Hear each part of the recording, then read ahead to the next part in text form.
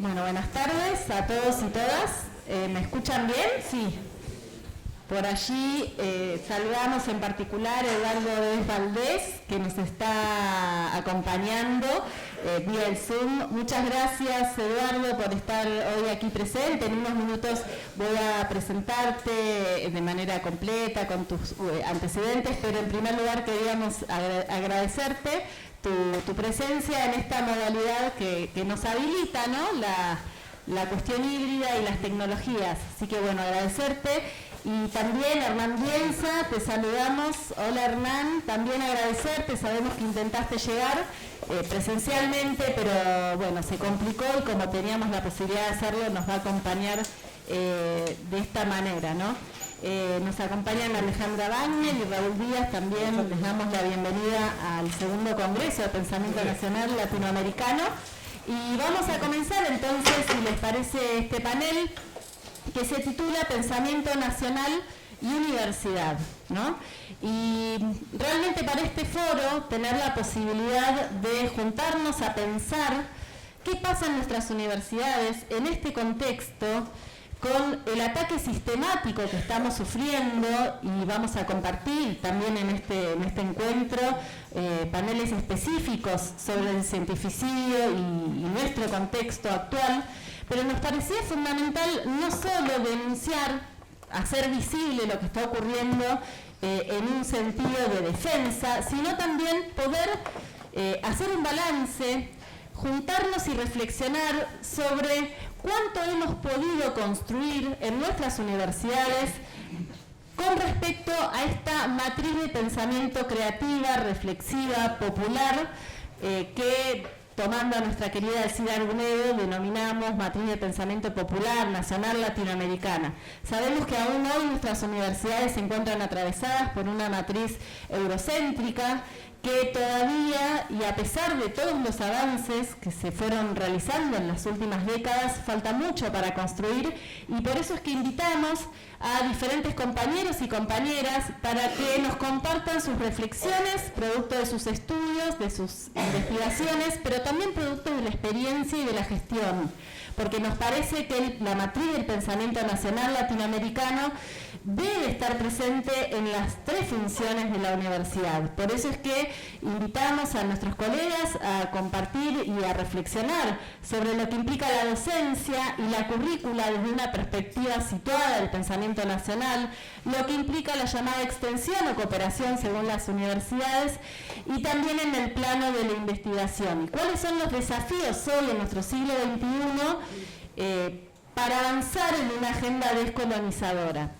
Sin mucho más, vamos a comenzar, porque si no uno comienza a hacer reflexiones, ¿no? Y no quiero quitarles tiempo. Vamos a presentar entonces a Raúl Díaz. Él es profesor de Historia, titular de la asignatura Historia de la Educación Argentina y Latinoamericana, decano de la Escuela de Humanidades de la Universidad Nacional del Oeste, miembro del Consejo Superior de la UNO y corredactor de los proyectos de creación del Centro Universitario de Merlo y de la Universidad Nacional del Oeste. Así que te damos la bienvenida, Raúl.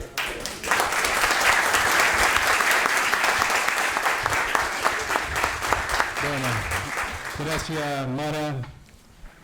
Buenos días para todos y todas. Bueno, creo que Mara anticipó cuál es la idea, cuál es la característica de este encuentro, y nosotros estamos muy complacidos que en las actuales circunstancias que vive nuestro país podamos tener este espacio, no solo de reflexión, sino para poder ver cómo encaramos las luchas que vienen, ¿no?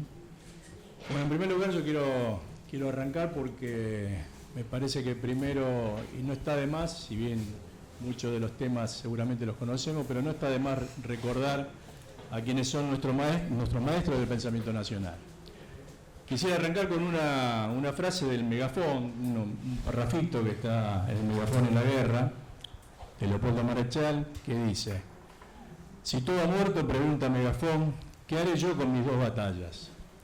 Troviani lo miró como desde borrosos horizontes y le dice: habría que resucitar al héroe. Sí, pero ¿cómo?, pregunta Megafón.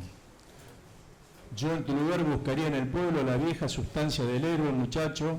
El pueblo recoge todas las botellas que se tiran al agua con mensaje de naufragio, El pueblo es una gran memoria colectiva que recuerda todo lo que parece muerto en el olvido.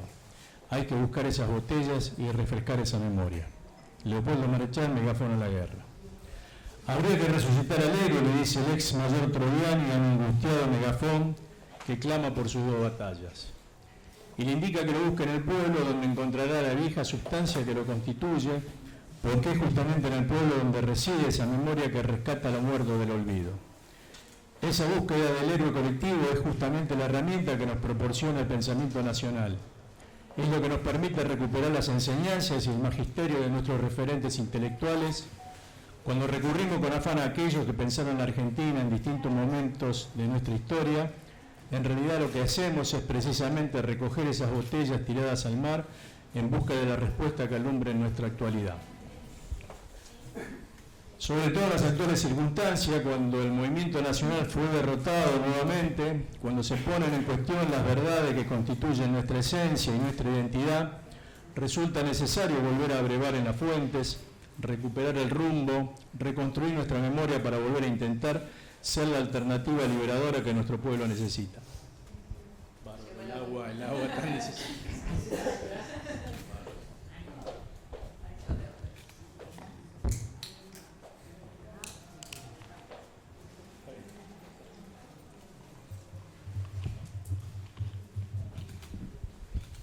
Decimos que ante cada momento crucial de nuestro destino, cuando parece que todo está perdido, es cuando resurge con más fuerza la necesidad de refugiarnos en el pensamiento nacional.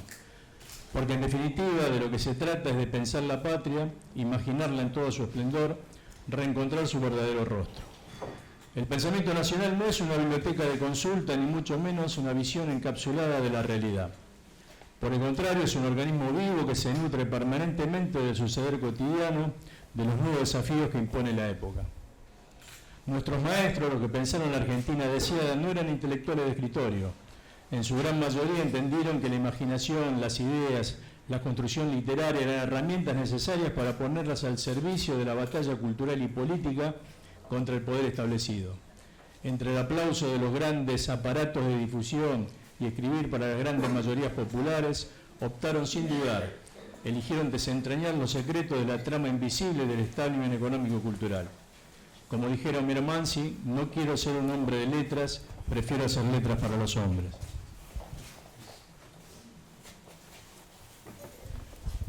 Por eso el pensamiento nacional no puede ser concebido como una pieza arqueológica a la cual hay que desempolvar para entender su significado. Justamente es todo lo contrario. Por ser nacional, por ser popular es clásico, no tiene tiempo ni espacio, existe más allá de toda temporalidad. Por supuesto que no debe ser tomado literalmente, que no puede ser traspolado sin tamizarlo, sin decodificar sus claves permanentes.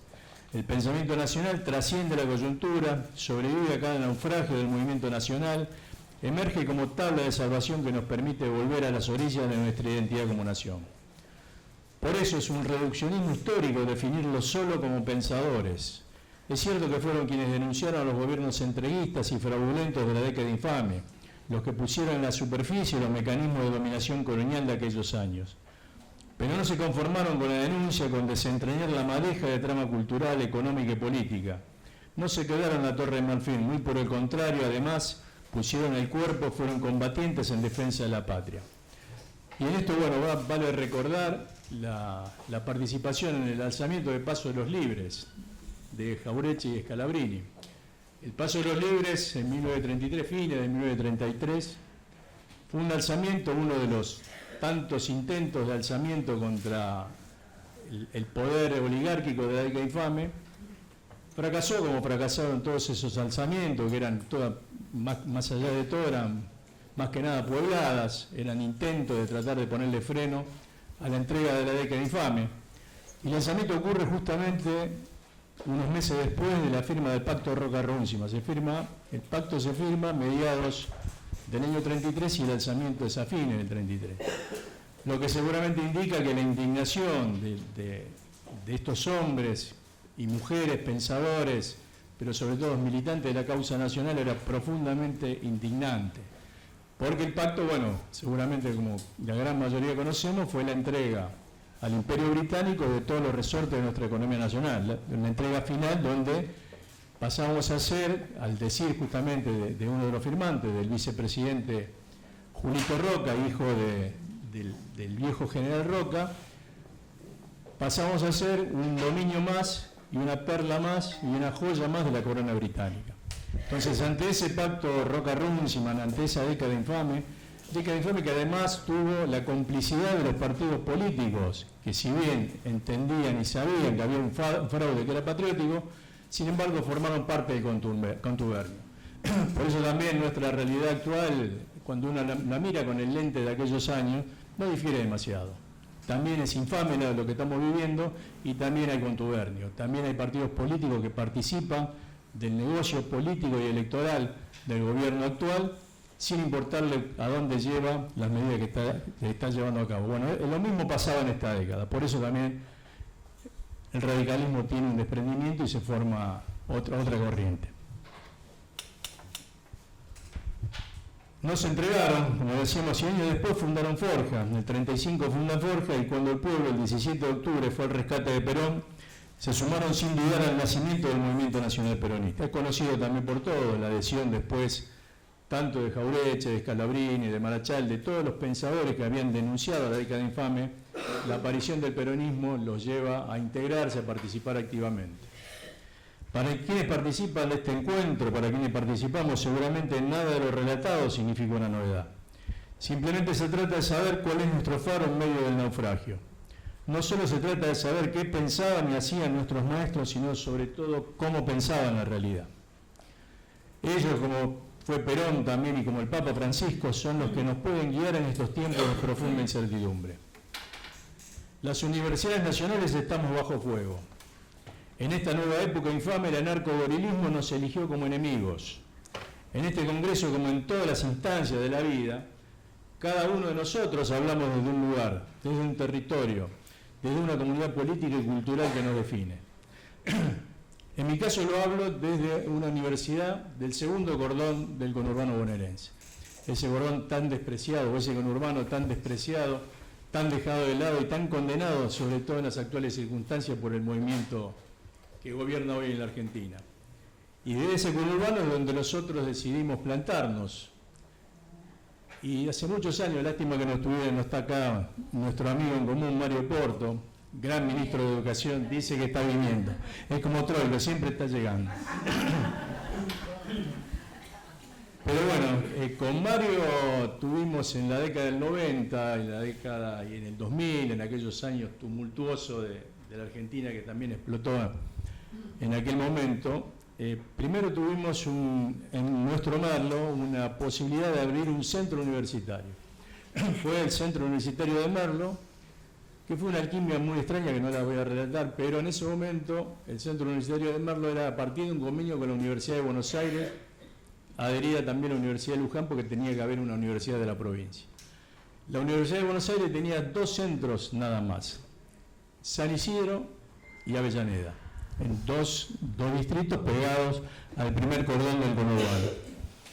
Y nosotros pensar en aquel momento, tener una oferta educativa, en qué momento era el ciclo básico común, por el lado del agua y por el lado de la Universidad de Luján, carreras, teníamos administración y ingeniería agronómica, para nosotros de Merlo era un sueño y una quimera. Sobre todo porque, bueno, en esa década, estamos hablando de década 90, mediados del 90, el gobierno de la UBA lo ejercía el rector Suvorov, que estaba muy bombardeado por el gobierno nacional de Menem. Había en aquel momento, para que los que recuerdan, los que han tenido conocimiento, estaba el tema del ingreso a medicina, que el gobierno de Menem quería ponerle una cláusula, dejaba de ser ingreso irrestricto para tener un esquema de, digamos, limitación al ingreso. Entonces había un gran conflicto.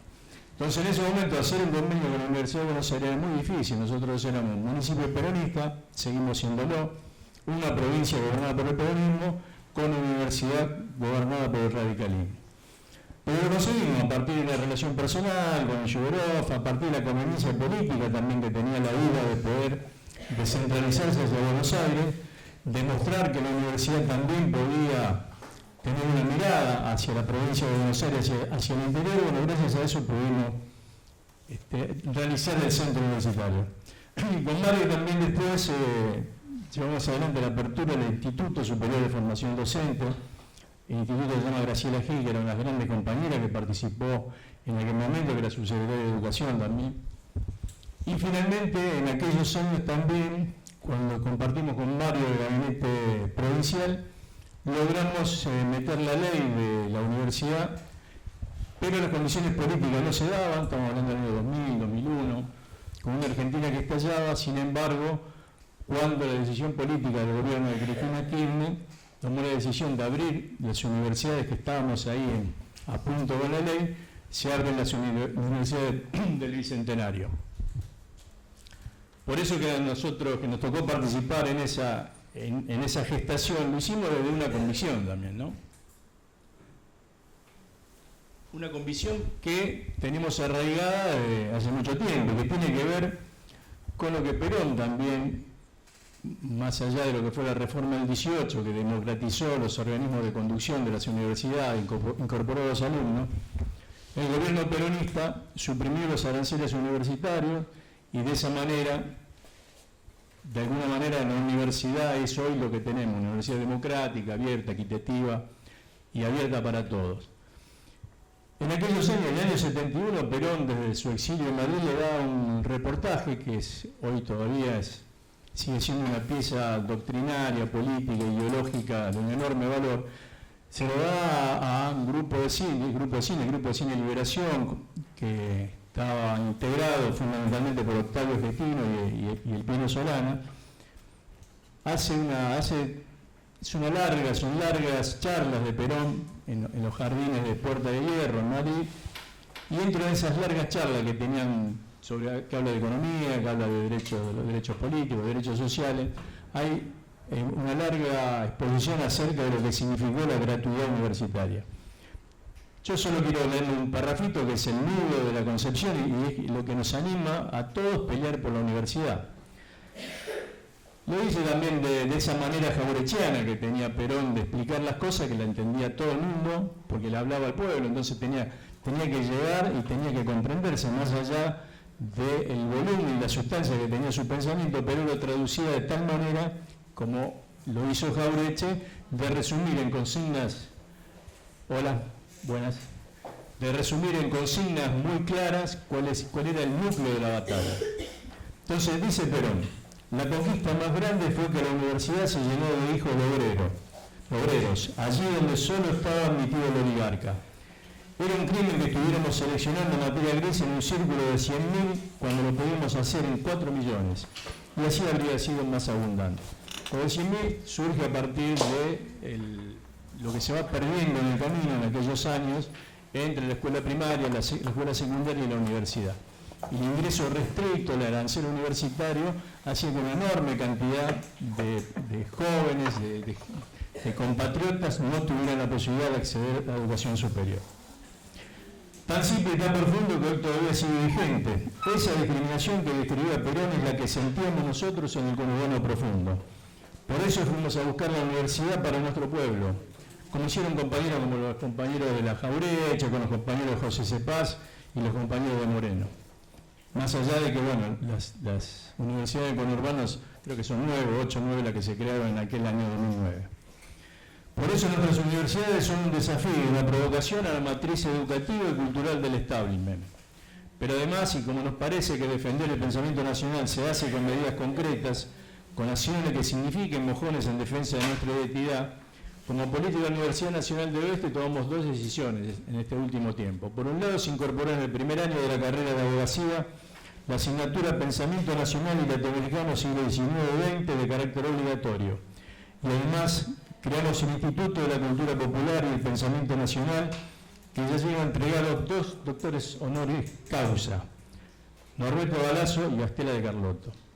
Hay compañeros también del instituto que están participando en varios de los paneles, no sé si alguno estará acá, pero están participando en varios paneles de este congreso. Hoy nos toca enfrentar una de las batallas más importantes de nuestra historia como nación soberana, tan difícil y compleja como las que enfrentaron nuestros maestros. Como en aquellos tiempos de la década infame, hoy también estamos dispersos y fragmentados, y ante el peligro de perder de vista que sobre todo somos un movimiento nacional. no un partido provincial ni mucho menos municipal. El anarcogorilismo se apalanca en un contexto internacional que le sirve de soporte a esta nueva restauración oligárquica. Sobre la matriz tradicional del gorilismo reaccionario construyeron un entramado político que avanza sin piedad. Ya no se trata de la derecha, entre comillas, democrática, que incluía sectores medios. El anarcogorilismo logró avanzar sobre los tradicionales sectores del movimiento nacional, las provincias y los jóvenes de las barriadas más humildes. Para terminar, quisiera volver a nuestro enorme poeta de puesto, Leopoldo Marechal, en el ensayo La autopsia de Creso, publicada en Cuaderno de Navegación a mediados de la década del 60, en otra de sus profecías literarias sobre el devenir histórico, ya nos decía que la mentalidad de Creso, el hombrecito económico, había logrado imponerse en toda la humanidad. Dice el relato de Marechal: enfrentado con esas invocaciones a la libertad, Creso adoptó una estrategia bastante política, se hizo liberal. Entonces la tiranía de Creso está llevando a la humanidad no a la unidad por el amor, sino a una suerte de atomización por el odio. En la Argentina de hoy, el hombrecito económico, el Creso que nos tocó en esta hora trágica, además de su egoísmo y mezquindad constitutivo, necesita ejercer sus políticas reaccionarias con una enorme dosis de odio y crueldad, humillando y provocando deliberadamente el sufrimiento social.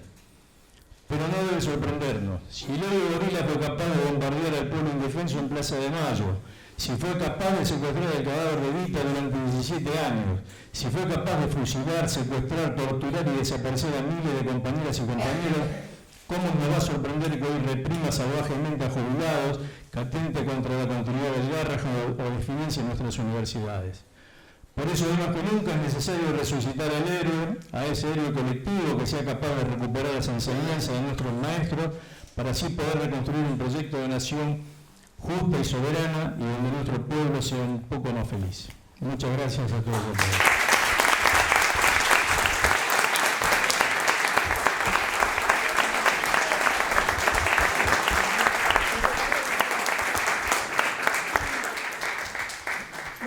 Impecable con los tiempos, digo. Sí, espectacular. Bueno, me van a hacer sencilla la tarea de moderación si no uno empieza a pasar papelito. Bueno, vamos a continuar entonces, vamos a escuchar a la compañera Alejandra Wagner. Ella es decana de la Facultad de Trabajo Social de la Universidad Nacional de La Plata, licenciada en Trabajo Social por la misma universidad, magíster en Gestión, Epidemiología y Políticas de la Salud por la Universidad Nacional de Lanús. Actualmente profesora titular de Gestión y Políticas Públicas, dirige la especialización en Intervenciones Sociales en Salud y Estrategias de Cuidado.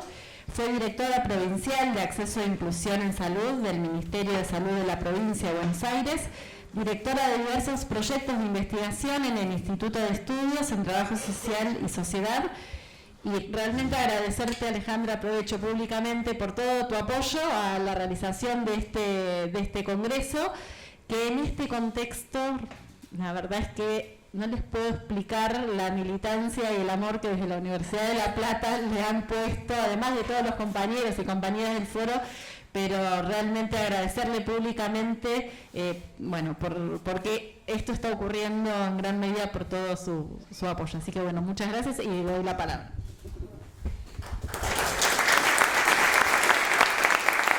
Cuánto mimo. Bueno, sí, sobre todo creo yo que es una apuesta que la verdad que desde muchos, ahí estoy viendo algunos de trabajo social, que le empujan, ¿no? Santi, ahí está Juan Manuel, bueno, y no quiero nombrar porque son unos cuantos, pero que vienen empujando para que esto suceda y es una responsabilidad. Yo creo que ya no es una opción, digamos, ¿no? Es una responsabilidad que tenemos, sobre todo si nos posicionamos desde esta perspectiva, ¿no? Desde esta mirada y conectamos con nuestro tiempo histórico en este sentido. Yo, la verdad que un placer escucharte, no nos conocíamos, así que un placer escucharte y también agradecer el poder compartir esta mesa. Le decía a Mara que por ahí, bueno, es difícil situarse en dar testimonio de esta forma de hacer pensamiento nacional en el cotidiano, pero bueno, me sentía muy reconocida sabiendo que estamos en la mesa con grandes hacedores y productores de material y de bibliografía y de producción escrita también y en investigación en este campo. Yo, como bien dijo quien me antecedió en la palabra, me parecía central situar, ¿no?, desde dónde hablo.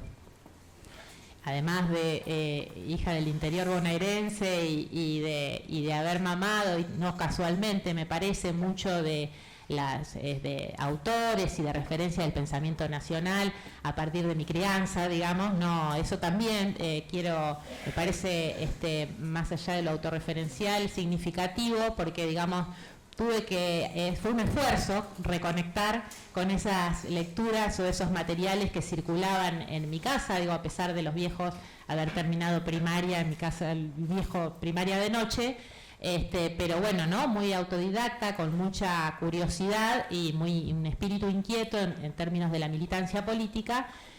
Y bueno, digamos, Hernández Arregui, Jaureche, por supuesto José María Rosas, bueno, Perón, ¿no? Hay todos esos libros que andaban vagando por la casa y que después costaba un poco encontrarlos en los 90 al venir a estudiar y empezar a transitar la universidad.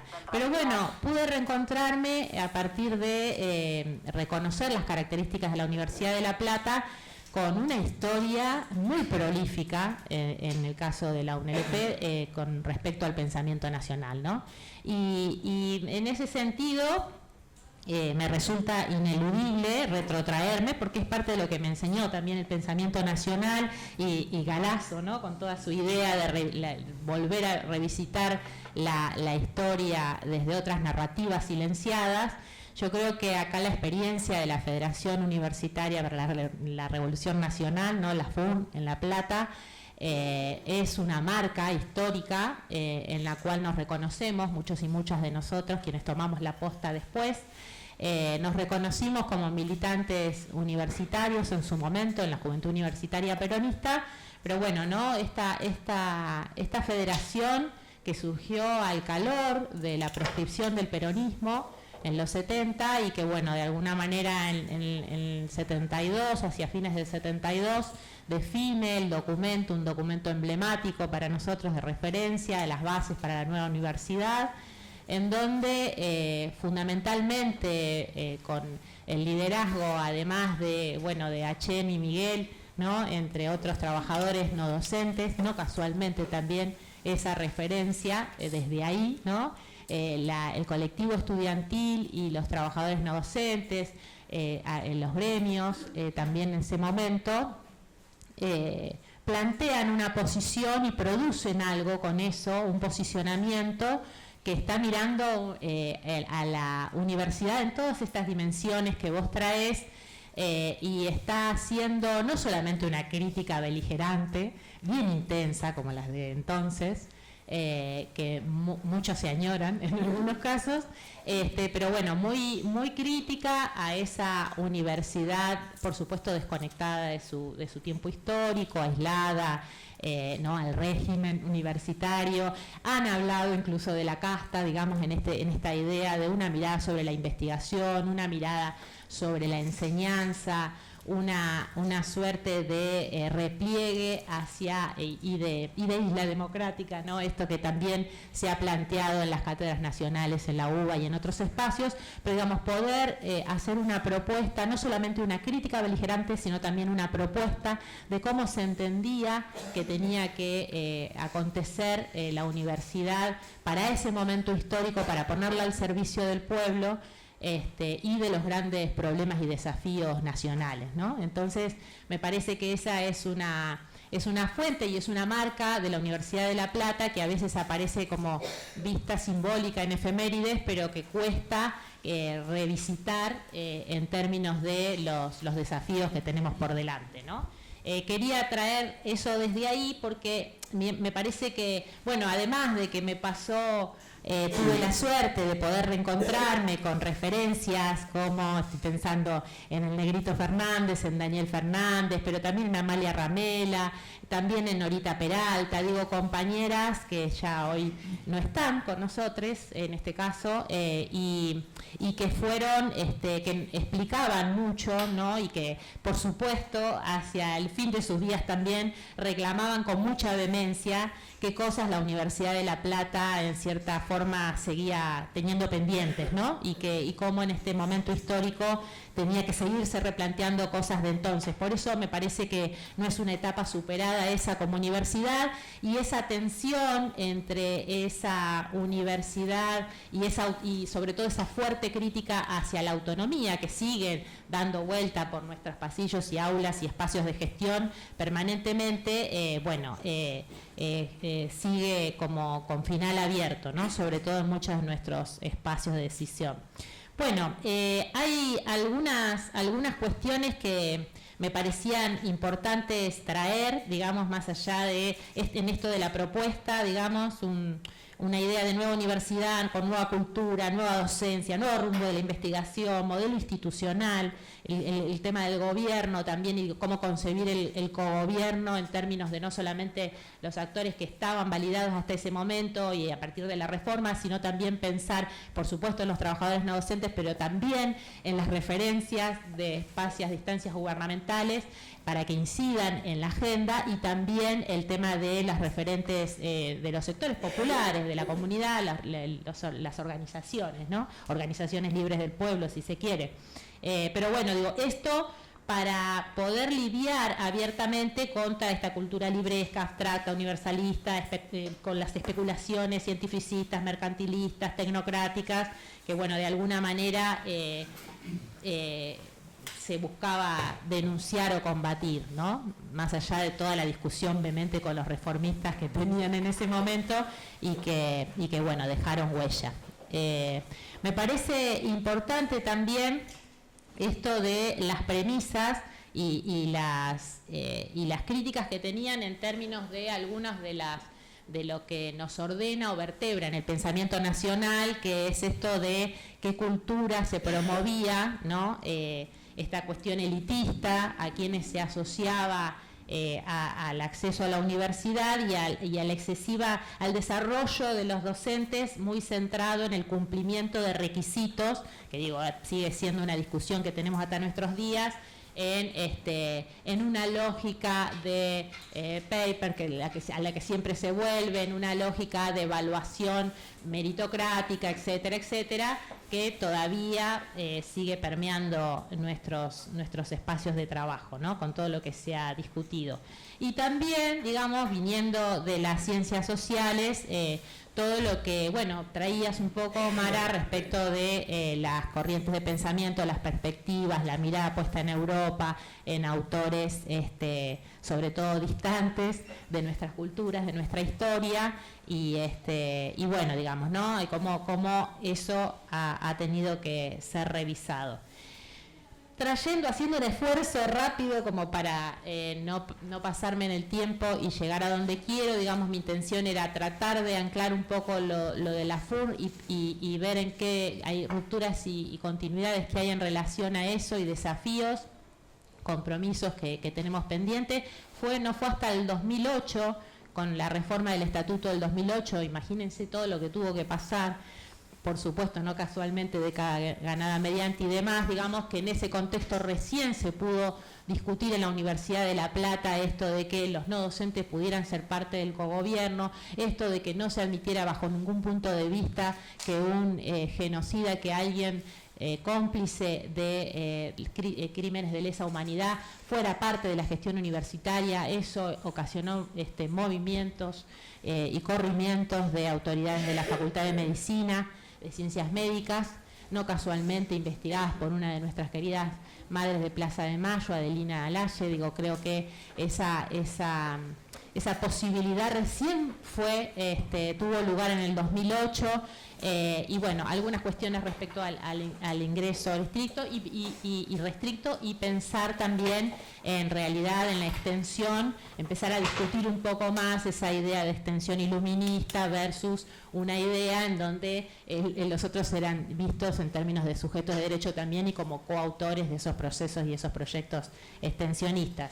Pero bueno, digo, fue recién en el 2008, pensaba algunas cosas que se lograron en ese proceso, después de ese proceso o en los últimos años, y pensaba en la restitución de los restos a las comunidades indígenas de nuestro país, que parece una cosa que debió ser hace un montón, pero bueno, primero sacarlos de exposición en el 2006 a estos restos humanos de nuestro museo, y a partir de ahí empezar a hacer todo un trabajo arduo que no está terminado respecto de los procesos de restitución.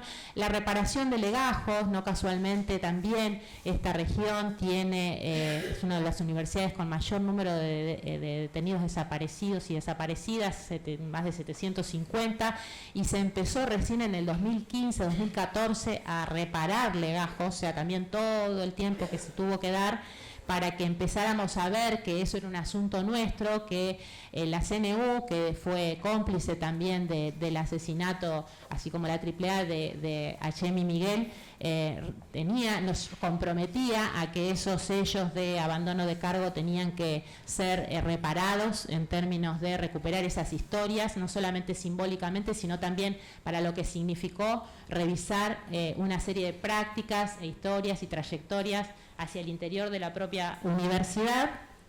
Bueno, cátedras libres, etcétera, etcétera, ¿no? No obstante eso, todo esto de lo que les digo, de los mecanismos de evaluación, de los mecanismos de acreditación, del aliento a determinadas carreras individuales, persistiendo, ¿no? Con toda esa crítica.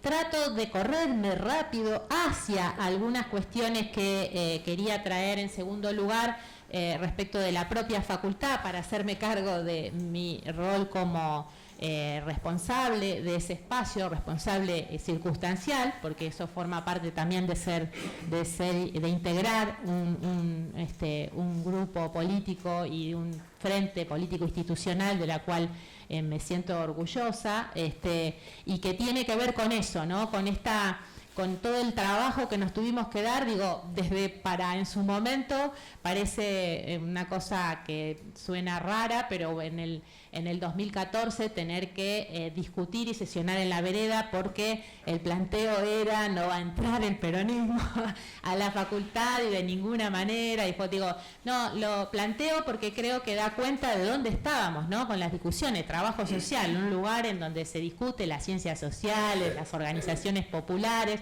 pero bueno, en esa línea. De ahí venimos, empezamos a caminar en algunas cuestiones, por supuesto ya con algunas marcas como la Semana de la Memoria, que se venía desarrollando desde mediados de los 90, validando y criticando, no solamente denunciando las complicidades también civiles y eclesiásticas respecto a lo que fue el terrorismo de Estado, y recuperando también algunos procesos de violencia institucional que se vivían en los 90, etcétera, etcétera. Pero bueno, además de esa marca que la llevamos con mucho cariño y la seguimos sosteniendo, y me saco los anteojos, se me complica, la reforma, digamos, algunas marcas como reformas del plan de estudio, que bueno, se habla mucho de esto, de lo que nos pedían nuestros compañeros de la FUN, revisar los procesos de enseñanza, los contenidos, aún así con mucha deuda respecto de que pueda pregnar el pensamiento nacional y los autores y autoras en nuestras currículas, porque sí pudimos instalar materias nuevas como economía política, como teoría de Estado, como desdoblar las filosofías y poder colocar una al principio y otra al final, tratando de buscarle sus especificidades.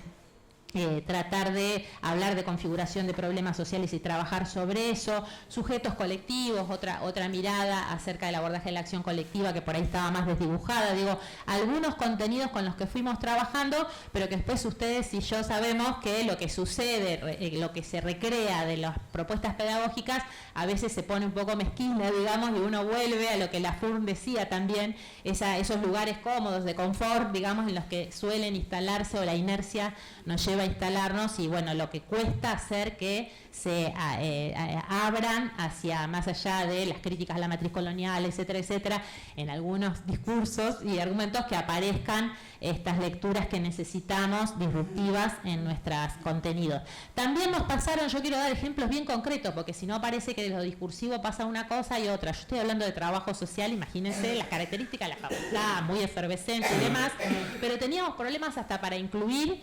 Nosotros hicimos foros latinoamericanos, digo, en esto de que trabajo social siempre se sintió y fue parte inscripta en lo que es América Latina y en esas corrientes, pero no obstante nos costaba, por ejemplo, hacer presente en los paneles a trayectorias que no fueran netamente académicas, ¿no? Y reconocidas y validadas en términos de producción académica. Y nosotras tratábamos de pensar en que en algunas discusiones y tipos de discusiones, y sobre todo si éramos tan amplios y tan abiertos para ir al territorio, conjugar con las distintas organizaciones, plantearnos estrategias intersectoriales, que la extensión cubriera tal o cual territorio, ¿cómo no podía ser que esas voces estuvieran en nuestras jornadas y nuestras mayores concentraciones de debate, de discusión, de referentes de distintos países?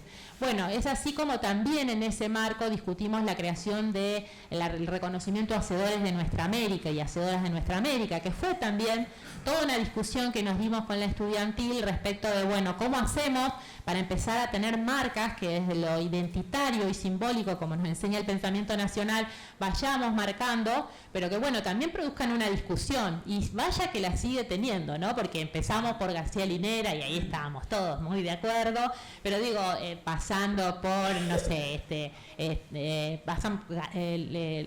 tuvimos el honor también de honrar a Galasso en este sentido, por supuesto a Eve, bueno, a Biglietti, porque tratábamos de pensar de distintos campos no lineales, ¿no? Que quienes nos acompañaban a pensar y a pensar más allá de las fronteras y en clave de patria grande. Y lo último reconocimiento en el marco de un precongreso que hicimos fue para el escudo de adopción por los pobres. Y aún así, en ese también tuvimos toda una discusión, que por supuesto la seguimos dando, que tiene que ver con esto de sí, los curas, y bueno, y que el aborto, y que si estamos por este lado, y que si el Papa, y que si quién estuvo, ¿no?, a favor, en contra. Bueno, me parece que forma parte de los desafíos que tenemos y son los curas de adopción por los pobres quienes cada miércoles están sosteniendo y acompañando a quienes reclaman en nombre de todos, ¿no? Entonces me parece que también ahí hay una lucha y una puja que en los hechos concretos nos sigue atravesando, ¿no? Ni que hablar cuando empezamos con primeras, digo, en esto de la autonomía, cuando empezamos con los primeros convenios con el Estado, o sea, eran 2014-2015, no había ningún convenio relevante con el Estado Nacional. Imagínense, de 2003 para acá habían sucedido varios acontecimientos como para que uno tuviera señales de para dónde estaba el rumbo, y sin embargo nos costó muchísimo discutir si correspondía o no en esto también de hasta dónde se expone la universidad cuando ya cierra. Muy bien, gracias por hacerme acordar. Pero bueno, digamos, gracias porque así tengo tiempo de cerrar. Me parece que, digamos, cada uno de esos mojones que son muestras concretas, no sofisticadas, pero me parece que esto que decía Mara de, bueno, ¿cómo se hace pensamiento nacional desde el día a día y desde la gestión?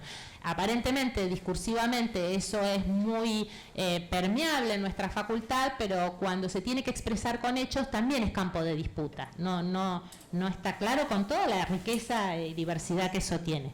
Pero pensaba, y para allá sí, para cerrar, así me alcanzan los minutitos justo, algunas cuestiones que trataba de pensar en clave de que desborden un poco lo que habitualmente estamos haciendo o lo que se discute. En principio, la sensación, con todo esto que contaba el compañero también, de ataque, arrasamiento, bueno, que es motivo de muchas de las mesas que están aquí, esa idea de vencer la desarticulación, porque una clara cuestión que nos está pasando, no sé si en otra universidad, pero aquí sí, es la desarticulación, la fragmentación, el repliegue de cada facultad y colegio a ver cómo sobrevive, qué hace, cómo reacciona, qué consigue, digamos, y ese círculo y mecanismo perverso al que también nos suben, digamos, creo que se hace eco si no nos salimos de ahí, si no nos desmarcamos y no generamos espacio espacios en donde pensemos necesariamente juntos, en donde entendamos juntos de qué se trata, en donde si tenemos que aplicar los 7 puntos del SIN, que sí, que no terminamos de entenderlo, de los cuales no siempre nos sentimos parte para tratar de contar y compartir qué diagnósticos están fundados. Bueno, digo, hacer algo que no sea fragmentado, ¿no? Por otro lado, tiro los títulos nomás: sostener y diversificar, reponer espacios de politización.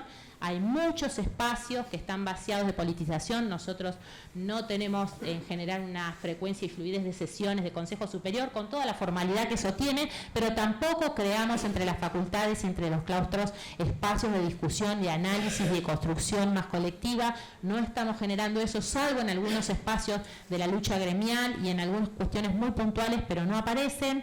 Profundizar y diversificar también nuestras estrategias de relación con la sociedad, y ahí pensamos en toda la escala de publicaciones y estrategias y dispositivos nuevos para llegar a la población, la traductibilidad de toda esta cuestión que producimos, ciclos y espacios de formación sobre la cuestión universitaria propiamente dicho. Bueno, celebro que ustedes tengan eso. Nosotros no tenemos un curso que atraviese todas nuestras carreras y que tenga esa premisa. Pensar problemas, digo, aparece toda una resistencia o crítica a que no siempre estamos incorporados las sociales en la agenda de la conducción de la Universidad de La Plata. Bueno, cómo pensamos los problemas de entrada juntos y juntas entre facultades para que cuando lleguen a la agenda definitiva estén ya contenidos y pensados interdisciplinariamente, ¿no? Bueno, nada, reconocer esto del campo popular, el carácter procesual, con avances y retrocesos para no darnos así como que por la desesperanza. Y cierro con visibilizar, discutir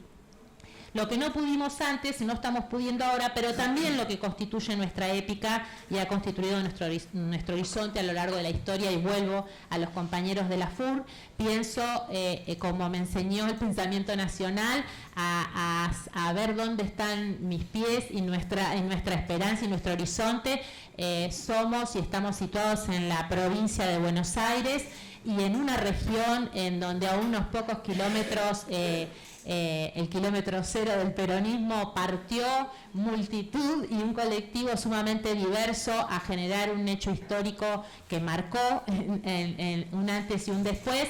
Y también, digo, como hemos dicho aquí, tenemos toda la memoria de muchos de esos 750 más detenidos desaparecidos, como decía, que cuando fueron encontrados sus restos aparecían en conjunto con referentes del movimiento obrero, y creo que esa historia nosotros debemos recogerla.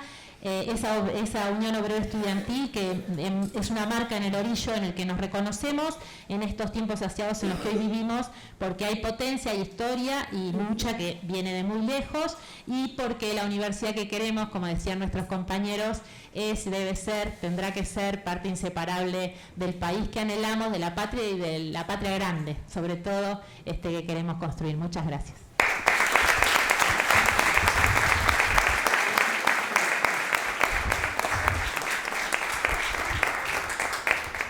Gracias, Ale.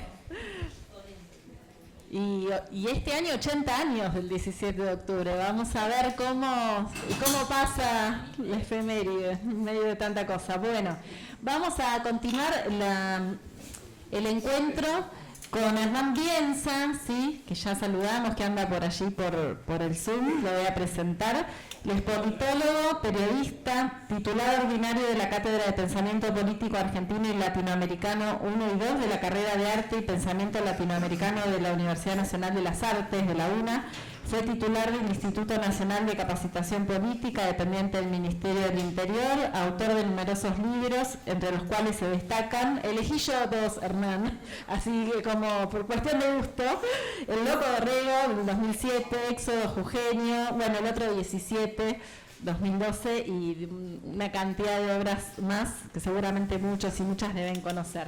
Así que bueno, agradecerte, Hernán, y te doy la palabra si querés desmutearte, a ver cómo te escuchamos. Hola, ¿qué tal? ¿Cómo les va? ¿Me escucha bien? ¿Sí? Gracias a todos y a todas. Gracias por la invitación. Antes que nada pido disculpas por no estar ahí. Mi intención era estar allí. Tuve una reunión de trabajo que se extendió. En realidad se atrasó y después se extendió y apenas pude llegar a mi casa como para estar presente de forma virtual, así que les pido disculpas y les agradezco la oportunidad además de poder estar, aunque sea de esta manera. A mí me gusta siempre reflexionar y pensar sobre qué es lo que estamos haciendo. Yo vengo de la UBA, de la Facultad de Ciencias Políticas, y en la Facultad de Ciencias Políticas no hay una sola materia que se llame pensamiento argentino. No digo ya pensamiento nacional, que es una categoría del pensamiento argentino. Pero no hay una sola materia que hable del pensamiento argentino, ni siquiera del pensamiento que uno podría decir hegemónico en la historia de la cultura o en la historia de la argentinidad, la forma de construcción-nación. Pero hay algo que todavía es más preocupante. Por supuesto que no hay pensamiento latinoamericano, ¿no?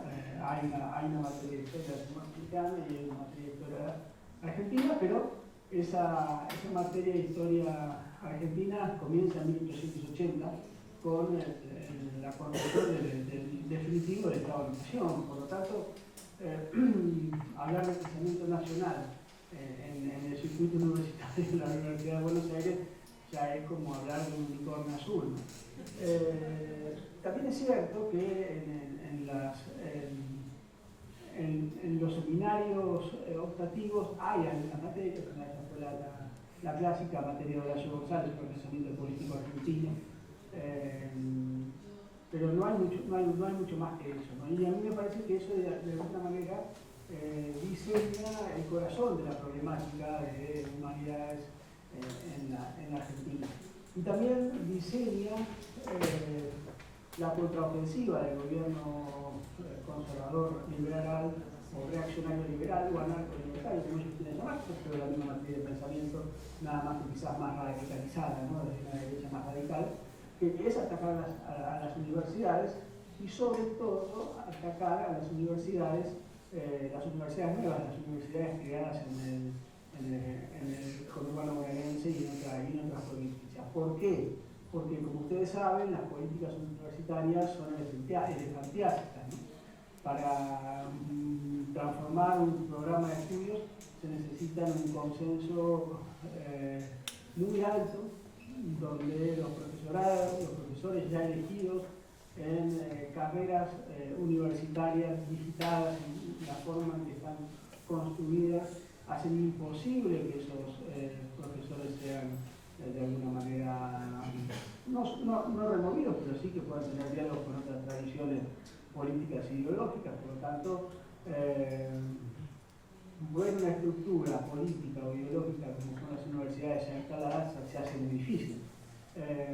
No se hace tan difícil hacerlo en universidades nuevas, en universidades recién creadas, y que pueden disputar el pensamiento hegemónico del neoliberalismo, el liberalismo conservador en la Argentina, y me da la impresión que en América Latina pasa lo mismo. Entonces, ¿por qué de financiar las universidades?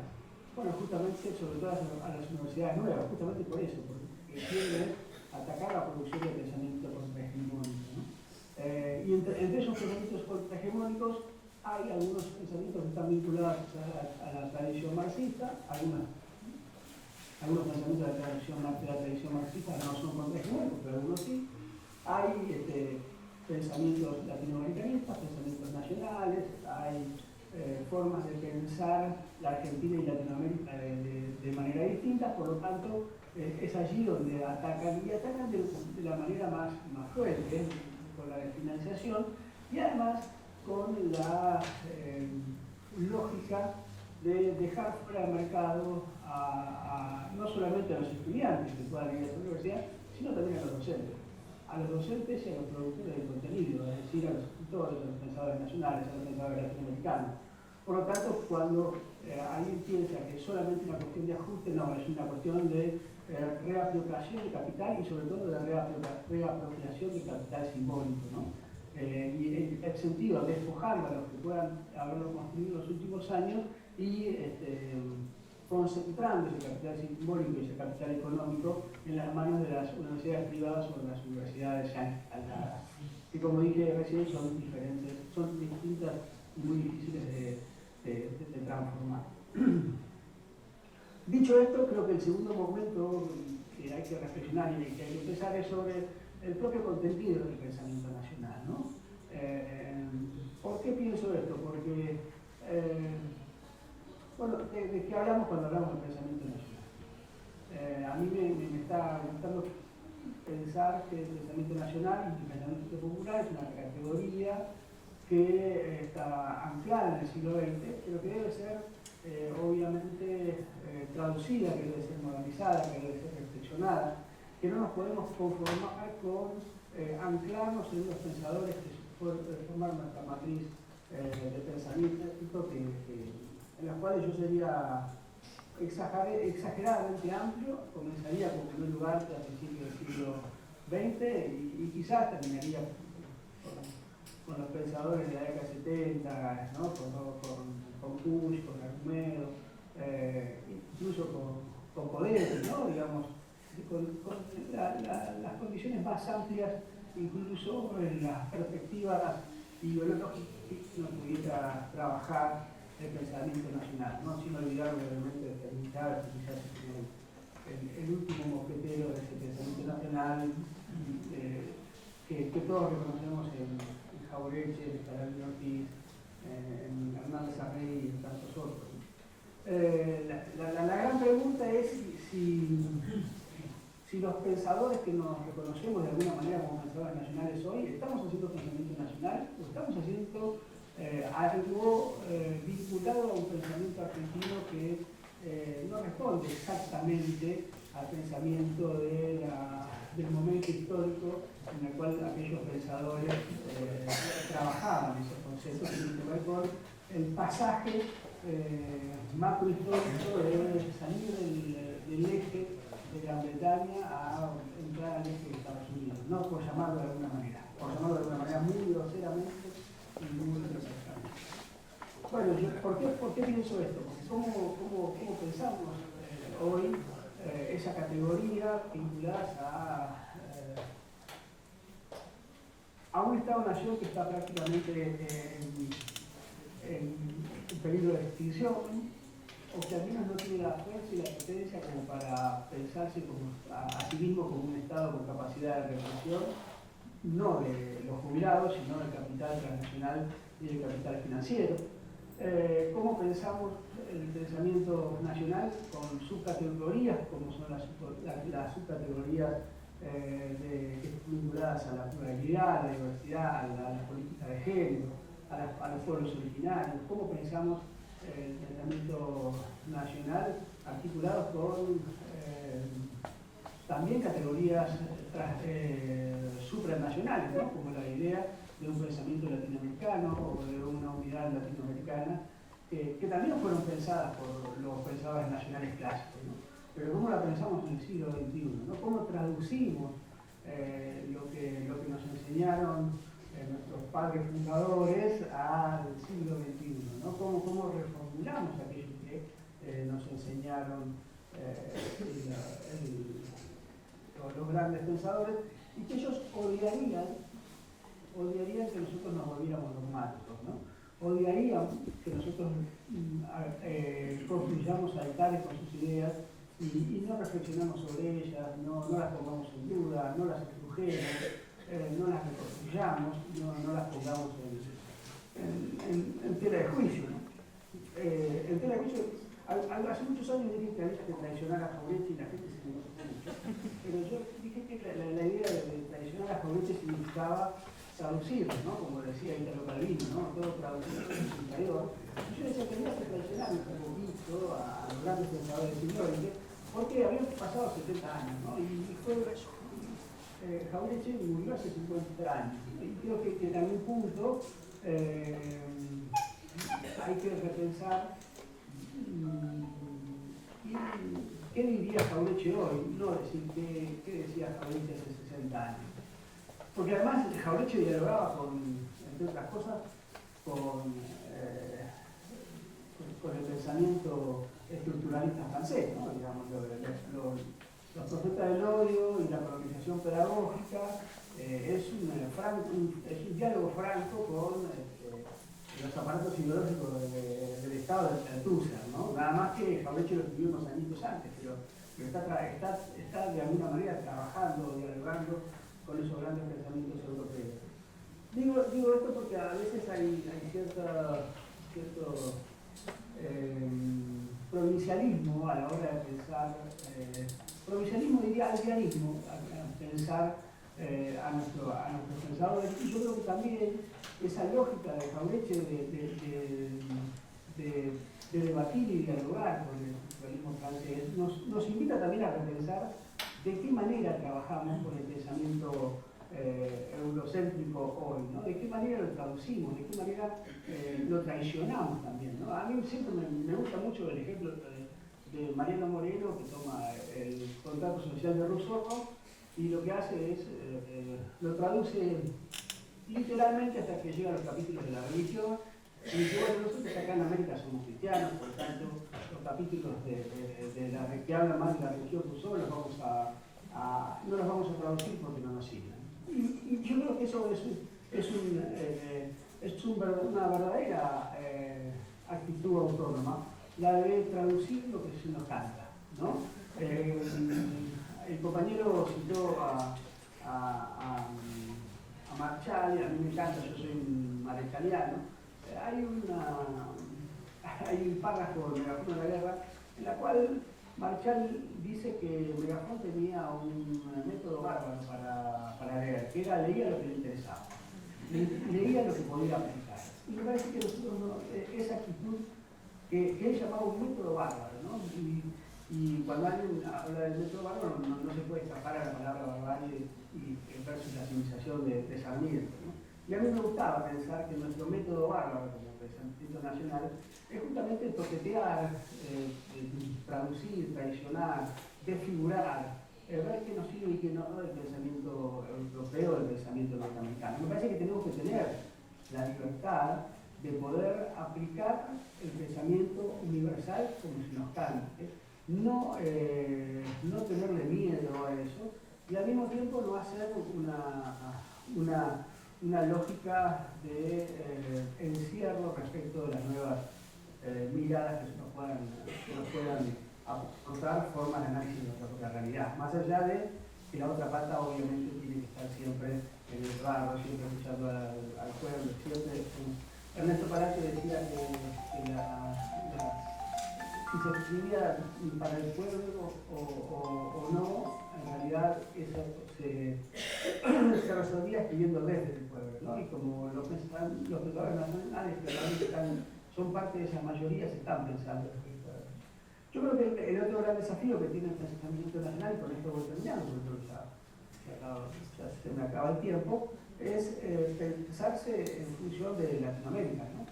También creo que hay grandes desafíos para el pensamiento nacional y el pensamiento latinoamericano. Primero, por supuesto, cómo pensamos en Latinoamérica. Si la pensamos desde los Estados-nación de forma individual, si lo pensamos desde escritores individuales, o si hacemos una apuesta común permanente. Estos congresos me parece que son lugares de encuentro, lugares de diálogo, lugares alimenticios para nuestros espíritus latinoamericanos y para nuestras formas de pensar y de producir el pensamiento. Y me parece que también el desafío no está solamente en la puesta en común, sino también en la producción colectiva. Me parece que los latinoamericanos tenemos que empezar a pensar colectivamente, no desde nuestros estados-naciones. Creo que hay que escribir juntos, fundamentalmente. Y después ver de qué manera nos consideramos latinoamericanos, ¿no? Si nos consideramos latinoamericanos desde una unidad esencial, desde la pluralidad, desde la diversidad, si esa unidad la pensamos como un desafío de invención, ¿no? Nosotros tenemos una historia común, que es cierto, pero también tenemos la necesidad de inventarnos, ¿no? Tenemos la necesidad de invencionarnos, por llamarlo de alguna manera, ¿no? Y si nos invencionamos desde lo que ya somos o nos invencionamos desde lo que queremos ser, ¿no? A mí me parece que lo primero que tenemos que hacer frente al avance de las derechas radicales es de alguna manera recuperar el deseo de la unidad que teníamos a principios del siglo XXI. Y utilizo la palabra deseo y utilizo la palabra voluntad porque creo que en la Argentina lo que estamos viviendo no es una crisis de representatividad política. Creo que estamos atravesando una crisis de deseo y de voluntad popular. A mí me da la impresión de que el pueblo argentino no está queriendo ser. No está queriendo ser argentino, no está queriendo ser pueblo. Y me parece que lo que está perdiendo es el deseo de ser. Y creo que eso es previo a la elección del actual presidente de la Argentina. No es que el presidente ha destruido el ser nacional, sino que el ser nacional ha perdido su voluntad de ser y su deseo de ser nación. Y en esto pienso en esa oración de Jorge Bergoglio, cuando todavía no era Francisco, en la crisis del 2001, que decía: queremos ser nación, ¿no? La gran pregunta que nos tenemos que hacer como pueblo es si queremos seguir siendo nación. Y si queremos seguir siendo nación, si queremos formar parte de la gran nación latinoamericana que soñaron aquellos héroes que nos precedieron y aquellos próceres que intentaron construir el Congreso Anfictiónico de Panamá junto a Bolívar, a Monteagudo y tantos otros, una patria. Muchísimas gracias.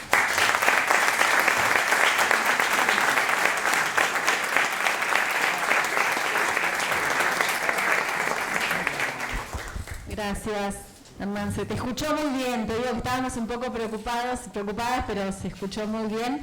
Si les parece, pasamos al último expositor y luego abrimos el micrófono para que puedan hacer comentarios y sugerencias. Vamos a presentar a Eduardo Bebés Valdés. Él es especialista en estudios eidéticos, se ha ocupado del pensamiento latinoamericano, del pensamiento de las regiones periféricas y de las redes intelectuales. Investigador y encargado del programa de estudios postdoctorales del Instituto de Estudios Avanzados de la Universidad de Santiago de Chile. Ha desarrollado numerosas investigaciones con el apoyo de ANID, ex-CONICIT y otras instituciones, realizando estadías de investigación en África, América, Asia y Europa. Ha escrito unos 300 trabajos, algunos publicados en Alemania, Argentina, Bélgica, Bolivia, Brasil, Canadá, Chile, China, Congo, Costa Rica, Cuba, Ecuador, España, Gran Bretaña, Guatemala, Italia, México, Estados Unidos, Polonia, Suiza, entre otros. Entre sus trabajos se destacan el pensamiento latinoamericano en el siglo XX, entre la modernización y la identidad, el pensamiento africano subsahariano en sus conexiones y paralelos con el latinoamericano y el asiático, el pensamiento periférico Asia-África, América Latina, Eurasia y más, una tesis interpretativa global. Es profesor del doctorado en estudios americanos y de la maestría en estudios internacionales de la Universidad de Santiago de Chile. Bueno, Eduardo, como habrás visto, aquí nos encontramos atravesados y atravesadas por nuestro contexto. Me pareció interesante que nuestros tres colegas y compañeros plantearon desde dónde hablaban, ¿no? Esto del pensar situado. Así que es una alegría tenerte, porque además tener una perspectiva desde otro rincón de la patria grande, me parece que en este momento, nos va a enriquecer mucho. Así que te damos la palabra. Gracias, Mara. ¿Se escucha bien? Perfecto, sí. No. Sí, perfecto. Perfecto. Bueno. Entonces, buenas tardes a todas, a todos y a todes. Quiero agradecer a la profesora Mara Espasande, que me ha presentado, y al amigo Santiago Leodán, por haberme invitado a este segundo foro del pensamiento nacional latinoamericano, así como a todas las personas que lo han organizado, que participan, y particularmente a mis colegas de la mesa. Lamento no estar con ustedes presencialmente. Hace mucho que no visito La Plata, y la Universidad Nacional en particular. He estado allí en varias oportunidades, e incluso como profesor invitado del doctorado en Historia, cuando alojé semanas en esa ciudad. Me parece que la última vez que estuve allí fue en 2011, cuando realicé un viaje intelectual por 100 ciudades de América Latina. La Plata fue la ciudad número 14 en ese recorrido, que fue entre Ushuaia, y Ciudad Juárez. Lo que voy a abordar es un tema muy grande y les voy a dar el título que tiene esta presentación. Eidodiversidad, circulación de las ideas entre las periferias y descolonización de las universidades y los ecosistemas intelectivos. Ese tema es extremadamente grande, pero como casi siempre con lo demás que uno queda con la mitad de las cosas sin decir o más. Y quiero, por tanto, invitarles a quienes queden con gusto a poco, que visiten mi página de academia.edu, donde podrán encontrar numerosos trabajos que abundan sobre lo que diré en esta ocasión. Bueno, se nos invita a hablar de universidad, pensamiento nacional latinoamericano y descolonización. Y a mi juicio esto alude a un conjunto de cosas de larga trayectoria en el pensamiento latinoamericano, desde hace 200 años al menos. Voy a asociar tres nociones: universidad, descolonización y eidodiversidad. Entiendo por esta, de manera equivalente a la biodiversidad de los ecosistemas naturales, la diversidad eidética de las ideas en los ecosistemas intelectivos. ¿Quién podría haber imaginado a inicios del siglo XIX que 200 años después de la batalla de Ayacucho, que supuestamente selló la independencia del Virreinato del Perú y con ella la de América Latina, estaríamos hablando todavía, 200 años después, de descolonización? Era, por así decirlo, una lucha infinita en la que debemos irnos emancipando de nuevos y nuevos intentos de sucesivas colonizaciones. Estamos obsesionados por eso. Padecemos el síndrome del colonizado. Para Bolívar, San Martín y Sucre, quienes convergieron en esa etapa de la independencia, lo militar y lo político eran las claves. En los 1920, 100 años después, hace ya 100 años también, cuando se fundaba la APRA, la Alianza Popular Revolucionaria Americana, por el peruano Víctor Raúl Allá de la Torre en México, la independencia se imaginaba como la lucha contra el imperialismo usamericano que nos avasallaba. Esa es una batalla política y económica principalmente. 100 años después, ahora, nos imaginamos luchando contra nuevas formas de colonización, cuya clave es principalmente cultural y específicamente, para este caso, epistémica. Este congreso se motiva a partir del tema de la descolonización epistémica.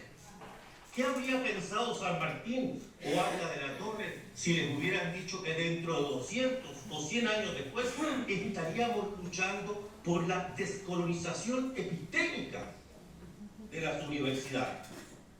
¿Pensarían que nos hemos vuelto todas locas y locos? La famosa frase del cubano José Martí en 1891 ya aludía a esto: a la universidad europea en América ha de suceder la universidad americana.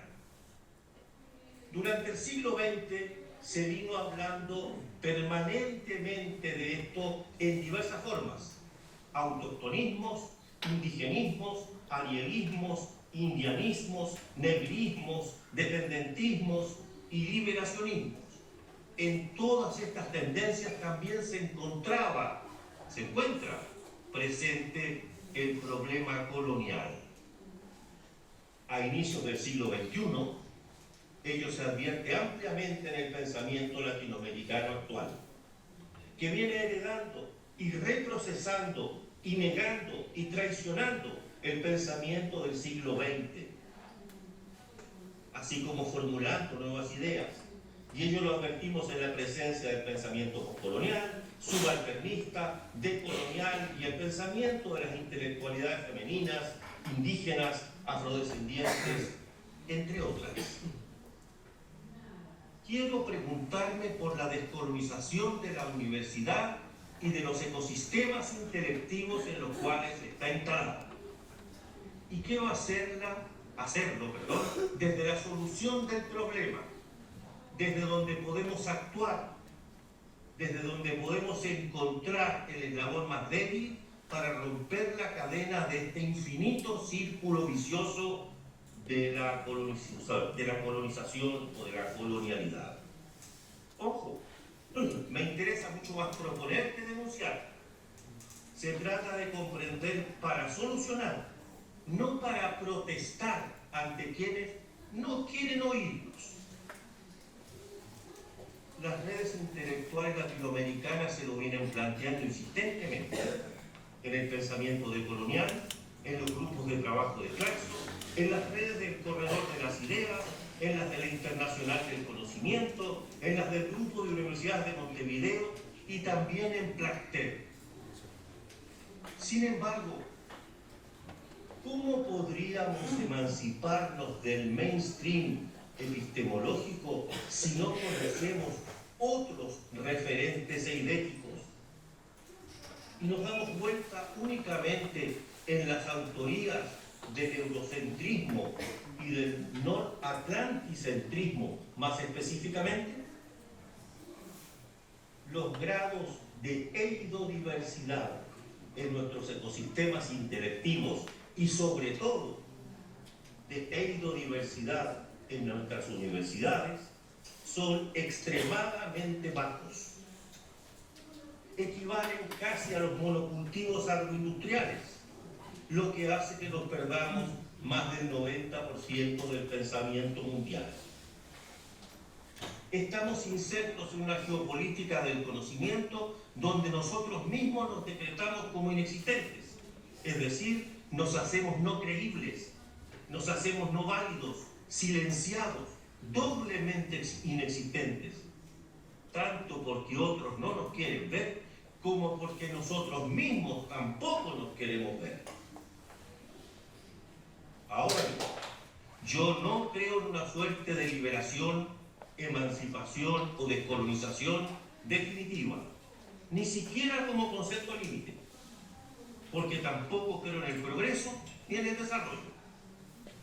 Por ello, mi propuesta es muy amplia, para no anclarse en otro pensamiento único que sería supuestamente emancipador, para no anclarse en sucesivas ortodoxias, se hace necesario manejar una amplia diversidad de ideas, una eidodiversidad, para no gastarnos en minúsculas disputas eurocéntricas.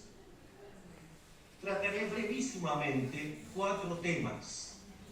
Descolonizar consiste, en primer lugar, en aumentar la eidodiversidad activa y sostenible.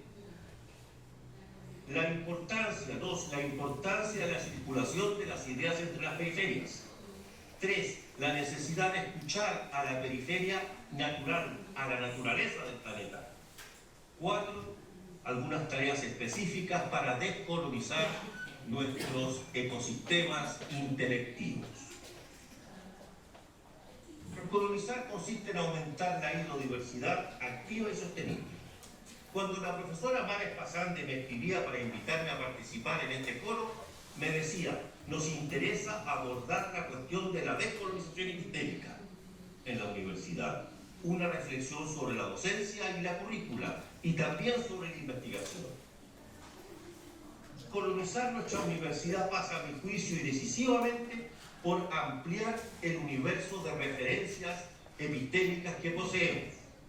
Si solo manejamos referencias del colonizador, difícilmente podemos descolonizarnos. Y nótese que el proyecto colonizador noratlántico-céntrico no se detiene, llevándonos incluso a imaginarlo como universal, único. No estoy sugiriendo que ampliar el universo de referencias que poseemos solucionará automáticamente el problema. Solo estoy proponiendo cortar uno de los eslabones de la cadena de este círculo vicioso.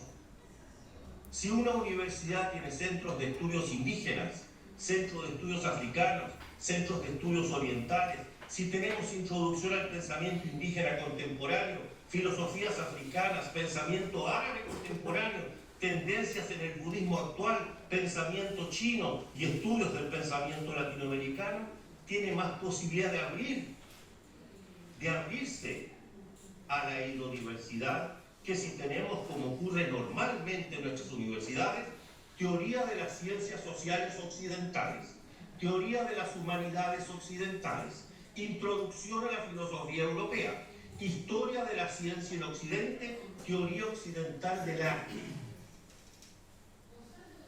Quiero decir con hidrodiversidad activa y sostenible lo siguiente: con activa que esté a la mano en los ecosistemas intelectivos y no solo en sus lugares de origen o en remotos archivos inalcanzables.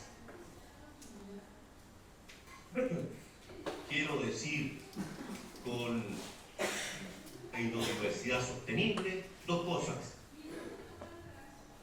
que no se introduzcan en nuestros ecosistemas intelectivos especies eidéticas que tienden a exterminar sistemáticamente a otras, como las misiones religiosas que provienen del centro, y que no se permita que éstas extirpen los pensamientos indígenas, sobre todo, o afrodescendientes, que ellas consideran demoníacos. Y en segundo lugar, que el almacenamiento y procesamiento de tal conjunto eidético no consuma tanta energía que destruye el planeta.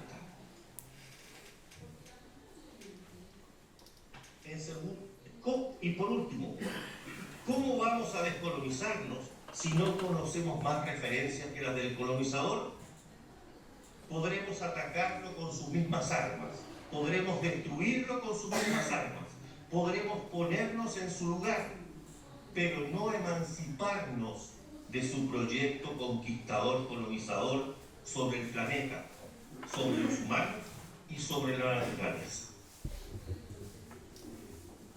Segundo pequeño tema, la circulación de las ideas entre las periferias. Para ampliar la etnodiversidad es clave aumentar la circulación de las ideas entre las periferias intelectuales del planeta. Es clave abrirse a conocer las ideas del Asia, del África, de Oceanía, de Europa Oriental, de los Balcanes, etc. Pero para ello es importante asumir que los saberes de las periferias poseen valores. Y voy a destacar el más importante hoy en día. En las periferias se contamina menos que en el centro. Aunque es cierto que muchos quieren ponerse rápidamente al día, pensando todavía en el desarrollo y no en la calidad de la vida. Para ello debemos preguntarnos por los modos de hacer posible audibles las voces de las periferias en un mundo que no desea escucharlas, e incluso más, en un mundo en el cual las propias periferias no quieren escucharse entre sí. Pensamiento de Asia, de África, de Oceanía, no solamente pensamiento latinoamericano. El paradigma que nos dice que solo desde el centro vienen las ideas valiosas y que nosotros no valemos siquiera para nosotros mismos, es un marco tremendamente difícil de quebrar y en el cual padecemos. Tercero, escuchar la periferia natural. El proyecto euroatlántico céntrico no solo ha subordinado y colonizado gran parte de la humanidad, sino que también ha colonizado la naturaleza. Si los subalternos tenemos dificultades para hacernos oír en el mundo, ¿cuánta más dificultad tendrá la naturaleza para hacernos conocer, para mostrarnos sus saberes? Atender a estos asuntos es una tarea decisiva de la geopolítica del conocimiento de segunda generación, o lo que llamaré geoplanética del conocimiento. En consecuencia, asume como un problema decisivo la circulación de mensajes entre las periferias, cómo hacer más fecunda esta circulación para generar prácticas conjuntas de revitalización, sanación y resiliencia. Valorizar los saberes de la naturaleza, inspirarse en las soluciones de la naturaleza sin contaminar la vida, los procedimientos para recuperar los saberes naturales, las maneras naturales de curarse, los equilibrios de nuestros cuerpos y de la alimentación, la homeostasis, la restauración de la salud de los ecosistemas naturales, las capacidades de supervivencia y de convivencia entre las especies, las formas de curación de los animales y las plantas, la colaboración de disuasivos y defensas ante predadores y plagas, como los misioneros, la capacidad de resistencia y así.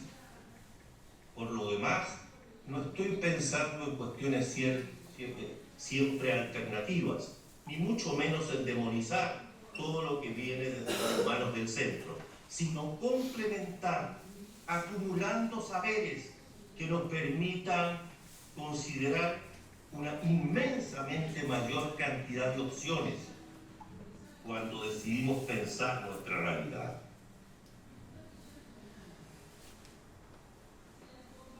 Cuarto y último punto, voy terminando. Tareas específicas para descolonizar los ecosistemas intelectivos, aumentando la etnodiversidad. La universidad nace en las periferias como proyecto eurocéntrico para extender la colonización. La universidad ha mudado algo en la medida que el propio proyecto del norte se ha ido modificando, y quizá también algo la hemos cambiado nosotros a lo largo de los siglos. Negar la universidad europea en buena medida es negar la universidad.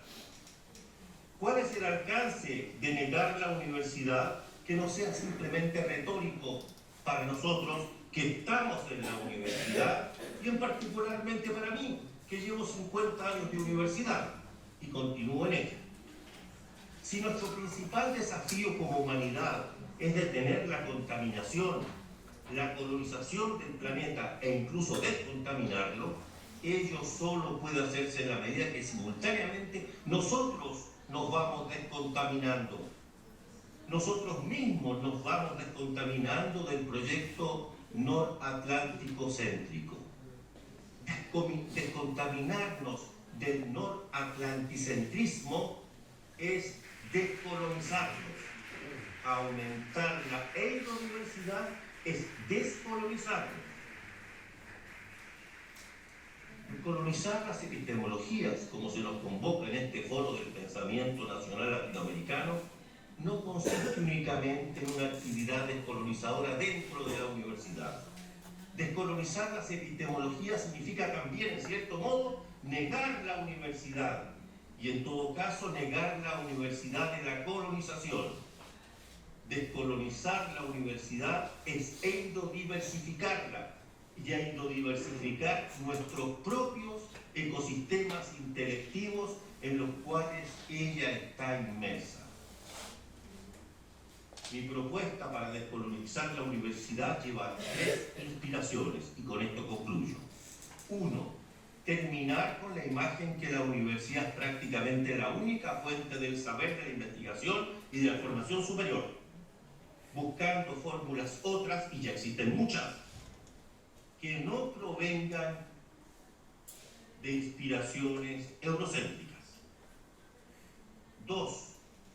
Terminar con la división de carreras calcada de la universidad colonizadora para abrirnos a múltiples saberes no marcados por la división europea de los saberes.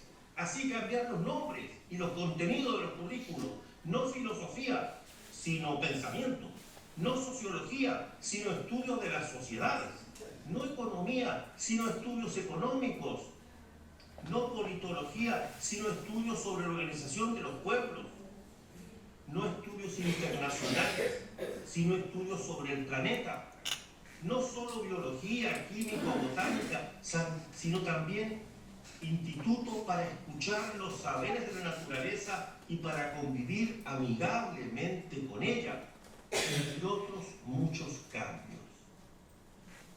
Y terminar con el monopolio eidético del noratlanticentrismo, ocupándonos explícitamente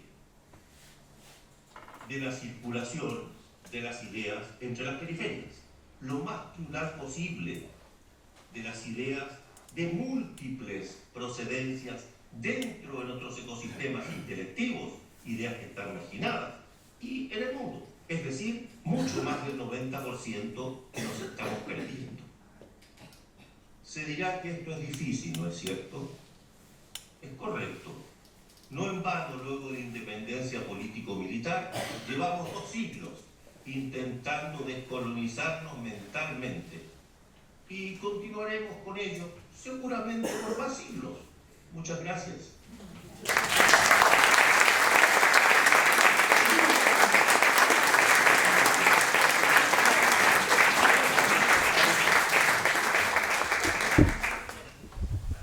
Muchas gracias, Eduardo, clarísimo. Bueno, tenemos unos minutos.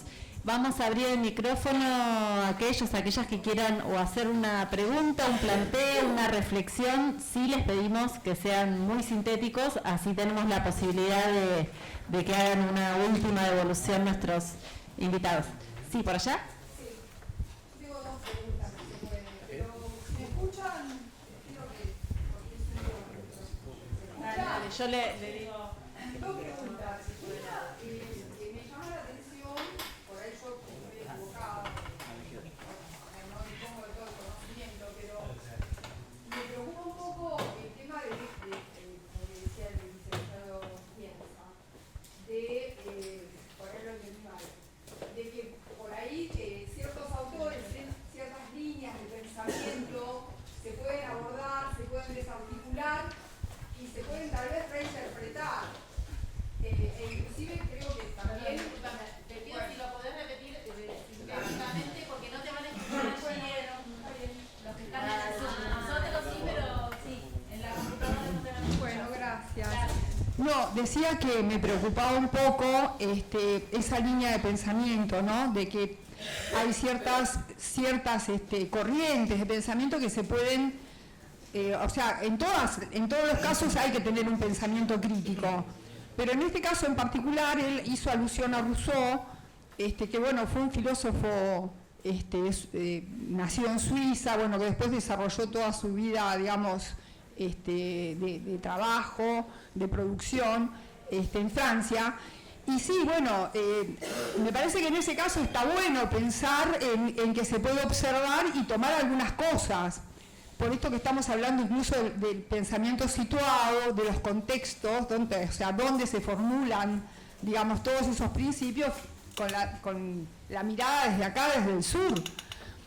Entonces, me parece que desechar de alguna manera o relativizar de alguna manera la fuerza que pueden haber tenido los pensamientos que nosotros seguimos en el marco del pensamiento nacional, como seguimos a Jauretche, como seguimos a José María Rosa, como seguimos, si me permiten decir, también a Juan Manuel de Rosas, ¿no? Porque él enfrentó durante mucho tiempo, porque en 1819 se quiso imponer una constitución unitaria. En 1826 también. Y él, bueno, fue como un dique de contención que no permitió que se implementara esa constitución, que era una copia de la constitución norteamericana. Ahora, ¿cuándo se pudo implementar la constitución norteamericana? Después de Caseros. O sea, en 1853 se implementó la constitución que rigió durante muchísimo tiempo, hasta 1994, que es cuando se reformó. Y él decía que mejor el traje al cuerpo que el cuerpo al traje, o sea, había que hacer una constitución adecuada para la nación argentina, ¿no es cierto? Con sus problemáticas, con su idiosincrasia, con su constitución social, con sus orígenes, con su historia. Entonces me parece que eso, bueno, por lo menos en mi caso pesa bastante. Y lo otro, que lo hago cortito, y yo pensaba que tal vez iba a haber alguien de la UTN acá, quería preguntarles, bueno, qué estaban pensando, cómo estaban viendo, digamos, esta coyuntura de la industria argentina, con estas políticas actuales que no están pensando en la industria argentina, que están importando mercadería, pero incluso que tienen que ver con la producción primaria, con la industrial, o sea, está entrando todo tipo de mercadería que va a dejar a los productores de nuestro país con su producción ahí, sin saber qué van a hacer, y se van a producir, o sea, se va a incrementar el desempleo. ¿Qué estaba pensando la universidad en ese sentido, en el marco de la comunidad, ¿no es cierto? ¿Cómo asistir a la comunidad, en este caso de la industria, por ejemplo? Pero bueno, eso queda ahí como... ¿Alguna otra intervención? A las 18 horas va a estar, la compañía de la Universidad de la UTN en el panel de las 18 horas. Va a estar así, vamos a hacer el panel formal de apertura y vamos a poder escuchar cómo están viendo desde ahí. ¿Por acá? Sí, buenas tardes. La pregunta que tengo es esencialmente en función de algo que dijo Hernán Brianza, pero también me parece que da como para todos los compañeros que tengan alguna reflexión al respecto. Ante la extinción de ese deseo de ser nación, ¿qué hacer?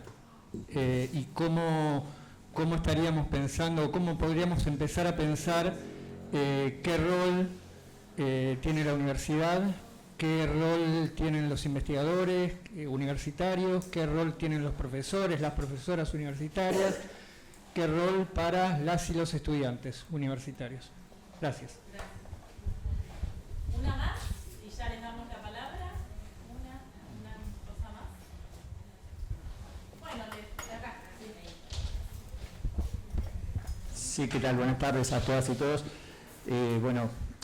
Recojo un cachito de guante de algo que preguntaron sobre la UTN. Yo soy de acá, soy local, y a lo largo de la exposición he escuchado relatos de distintas universidades, desde la UBA, que es obviamente pionera en el sistema universitario argentino, la Universidad de La Plata, que se sumó muchísimos años después, pero que también es añosa, y universidades nuevas como la Universidad del Oeste que el compañero mencionaba. Nosotros en particular tenemos una historia, ustedes verán ahí que dice UTN La Plata. Nuestra universidad no nació como UTN, nació como Universidad Obrera, bien, y nació dentro de un contexto político que buscaba industrializar el país. Entonces, hoy como herederos de esa forma en la que nacimos y con los objetivos que nacimos, creo que está de más preguntar cómo nos sentimos y qué pensamos de lo que está pasando. O sea, como dijo la compañera, después va a haber seguramente en acto de apertura algunas palabras con respecto a esto, pero es una preocupación muy grande. Y no solo de la ola que seguramente va a pasar y va a dejar destrucción seguramente en nuestras pymes y en nuestro sistema productivo, sino también una preocupación mucho más profunda, que es un terremoto que creo que está pasando con la ciencia y la tecnología, que va a hacer que nos atrasemos muchos años en muchos avances que habíamos realizado durante los últimos 15 o 20 años, y que más allá de que venga, que podamos salir de este naufragio que mencionaban, va a llevar muchísimo tiempo reconstruir ese sistema científico que justamente es el que puede apoyar esas pymes y apoyar la producción nacional, que tiene tanto que ver con los objetivos de este congreso. Así que un poquito para responderlo y bueno, agradecerles que estén acá. Gracias. Bueno, ahora sí, 2 minutos, 1 minuto cada uno. Si quiere, sí, avisarle porque fácil no se escucha. Hernán, ¿querés comenzar respondiendo? Porque la cucaracha está diciendo que hay algo que... Tengo que ir a buscar mi nena acá. Así que me van a tener que perdonar que sea breve. Y quiero agradecerles a los compañeros y a las compañeras de la mesa que nos hicieron pensar y reflexionar también sobre lo que estamos haciendo. Yo creo que hay algo, para el compañero que nos explicó sobre el deseo y la voluntad del pueblo, yo creo que hay algo que es inevitable, y primero que el deseo es inmanejable. Si alguien quiere insuflarle el deseo a otra persona, es algo imposible, ¿no? ¿Cómo le decís a tu esposa de 30 años que te desee, ¿no? Bueno, ¿cómo la obligás a que te desee? ¿Cómo te obligás vos a desear algo que no deseás, ¿no? Con lo cual allí hay algo que justamente lo que nos mantiene es justamente es el deseo, y es lo incomprensible de ese deseo, lo inexplicable de ese deseo y lo inmanejable de ese deseo. Esto podría ser absolutamente pesimista si no creyera en el deseo. Y yo creo que el deseo de los pueblos de querer ser, el deseo de los pueblos de vivir mejor, el deseo de los pueblos de vivir bien, el deseo de los pueblos de finalmente ser lo que quieran ser, y el deseo de desear, me gustaría decir, es lo que va a marcar el camino de los que no podemos hacer otra cosa que acompañar, que reflexionar, que estar junto a quienes desean, y al mismo tiempo desear como ser parte de ese pueblo. No tenemos nada para hacer más que habilitarnos el deseo cuando el deseo popular surja a borbotones.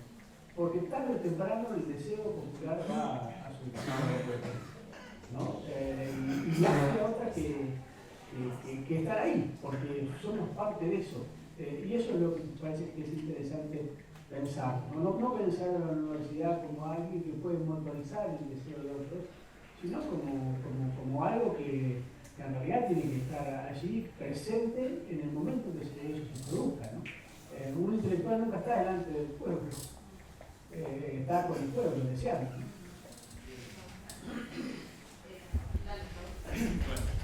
Bueno, siguiendo lo que dice Hernán, creo que es muy difícil anticipar qué pasa con el magma que corre por abajo, ¿no? Creo que el deseo o el espíritu del pueblo es algo que generalmente nos sorprende.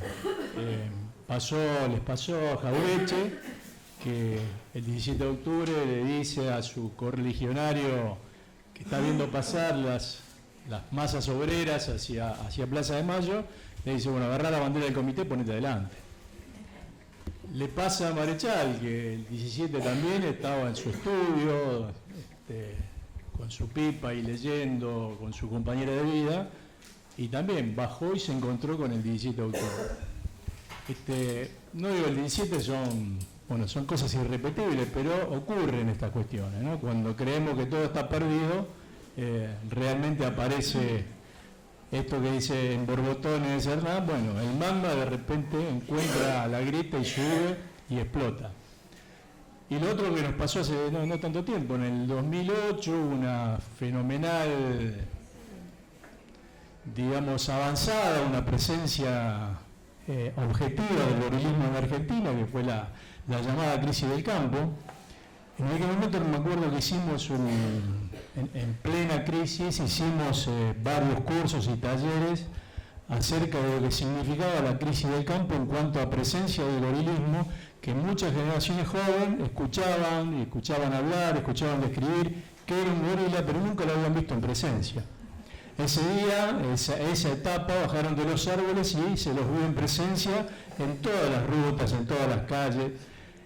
Y bueno, de ahí después vino la derrota en provincia de Buenos Aires, nada menos que Néstor perdió contra un manigote como de Narváez, pero un año después nos sorprendió todo lo que fue los festejos del Bicentenario, cuando de repente apareció una enorme cantidad de jóvenes, expresiones culturales, políticas, y dijimos, bueno, acá había algo que realmente no habíamos visto, porque estábamos pensando en la derrota, lo que había pasado en 2008, lo que había pasado en el 2009, y estábamos también con un espíritu de derrota cuando de repente nos sorprendió una enorme movilización alegre, festiva, con una gran creatividad. Y bueno, y un año después de que falleciera Néstor, Cristina gana por el porcentaje más alto en una elección directa como fue ella, ¿no? Ahora quieren decir que el nombrecito que tenemos es la elección más grande, no, eso es balotaje. Eso es acumulación de voto gorila. El 54 que se llama Cristina es un genuino voto nacional y popular.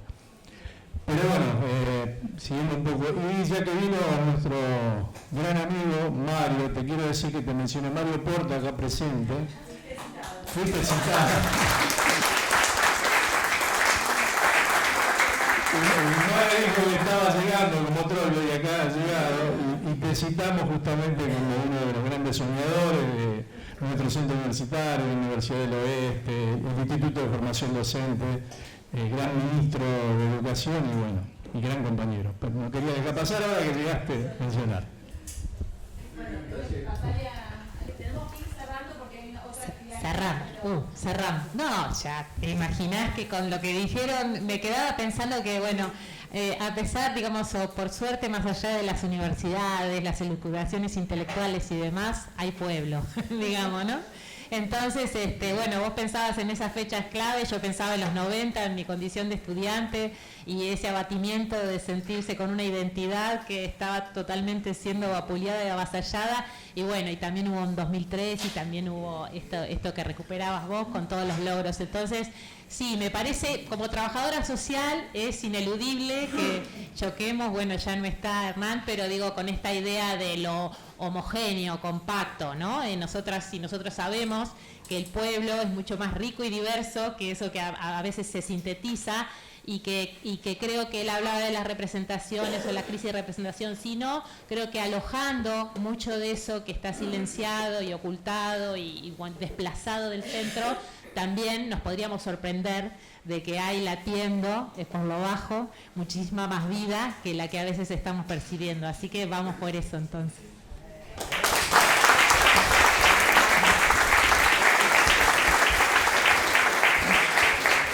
Bueno, Eduardo, ¿querés hacer un saludo de cierre? Sí, gracias. Primero, recomendarles el texto de Gabriela Mistral, Chile, voluntad de ser. Sí, bueno. Ese texto se encuentra fácilmente en internet. Es un texto que tiene unos 85 años, a estas alturas, 80 años. Chile, voluntad de ser. Y por otra parte, además de agradecerles la invitación nuevamente, pedirles que se organizan otras actividades sobre pensamiento latinoamericano y de las regiones periféricas, me inviten a participar también porque me interesa mucho continuar en contacto con ustedes. Claro que sí, y aparte acá hay representantes y compañeros de muchas universidades, así que vamos a continuar. Les cuento, ahora vamos a pasar a otra instancia de paneles, va a haber varias instancias en simultáneo, un panel de geopolítica, pero contarles, porque tiene que ver mucho con lo que charlamos aquí, que hay un panel para pensar la cuestión de la docencia, ¿no? La docencia en el siglo XXI, que implica hoy ser docente, ¿no? En nuestro contexto, y otro en denuncia del cientificidio, y nos van a acompañar nuestros representantes y compañeros y compañeras de los sindicatos y las federaciones estudiantiles, porque para hacer todo lo que ha surgido acá tenemos que estar, ser y existir. Así que en este momento nos toca hacer una denuncia fuerte, además de seguir pensando qué universidad queremos. Así que bueno, después miren el programa Los Lugares y nos seguimos encontrando por allí. Gracias.